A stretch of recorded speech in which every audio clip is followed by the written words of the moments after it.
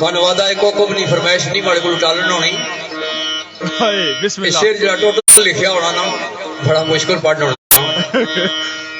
सरफराज आकम ना लिखिया शेरा मौजूद है नाल मौजूद है भाई बहुत सारा बड़ा अजीज सरफराज आकम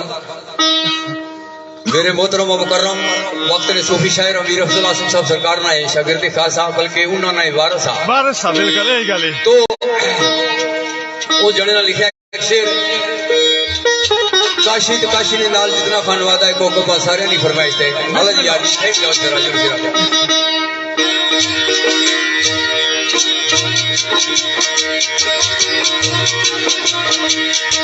ये सारे नजर फरमाया शेरा